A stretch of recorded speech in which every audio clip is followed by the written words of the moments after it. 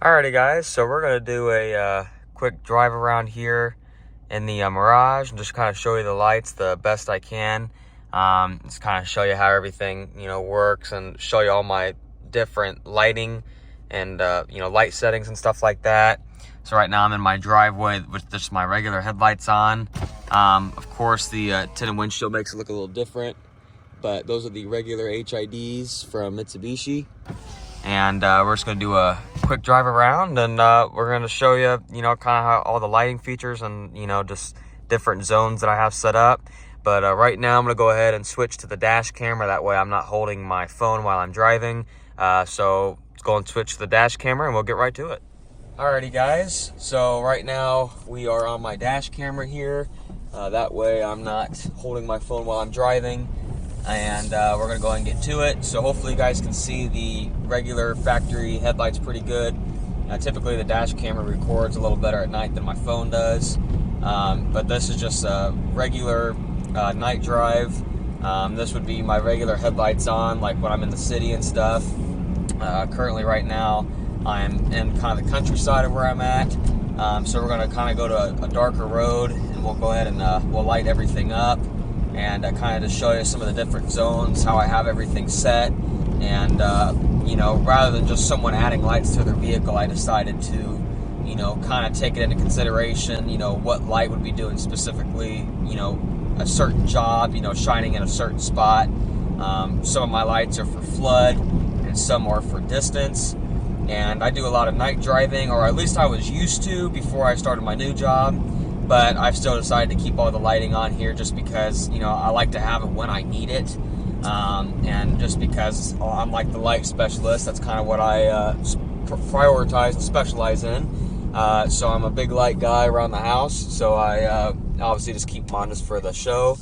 But we will go ahead and just go here on a back road, and I'll light everything up, and we'll be right back when we get on some darker roads. So we are coming up on the dark spot where all the light, I believe there are no more street lights, so we're going to go ahead and start going with the lighting. So right here, these are my Baja Designs fog lights. These are the squadrons, and as you can see, they definitely are really good for lighting up the ditches and stuff like that. I drive with these a lot just because it's sometimes hard to turn all my lights off if I'm on like corners, because I definitely don't want to blind other people and stuff. So I try and do these because I can flip these off really quickly. So these are my squadrons, and then we'll go ahead and start with my hood lights. These are the S1s for Baja Designs, so these are on the actual hood. So you can see how those add the difference with those, and this is without the fog lights. And I have these mainly just adjusted to the sides, that way it specifically lights up the ditches and stuff like that. And then we'll also go ahead and turn on my floodlights. So these, are a combination of spot and flood. So they just light up some extra area and stuff like that. And those are more just to help, especially when it's raining and the roads are wet. This just improves the lighting, makes it even brighter. And then I have a little tiny light bar, that 10-inch light bar that I was talking about, so you can see that right there. I don't know if you can see the difference. It's definitely really noticeable for me, but that just adds extra distance. And then we got my big light bar here, so once I turn the amber off, and then we light that up, and that's from Traveler, and that is specifically just for distance. It's got a real slim beam on it. And of course, I do have a button that I can turn everything off, and then turn everything back on here. And so we'll go ahead and turn these off, turn the light bar, windshield lights, and then the floodlights, and obviously my high beams too, which you can't really even notice in the video. And then we turn the amber back on.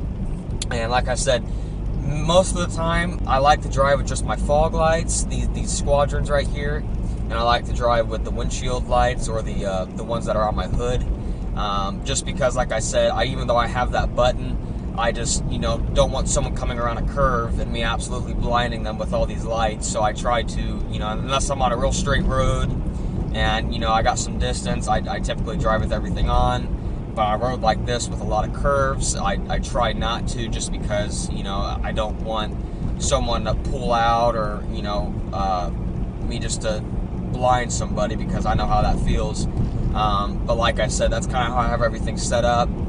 And just with the fog lights off, these are the high beams. They're not really noticeable. I mean, they're barely noticeable on camera, I hardly say, you know, especially with the windshield being tinted and stuff like that. But you know, they're much brighter, obviously without the windshield and stuff. But those are the high beams from factory.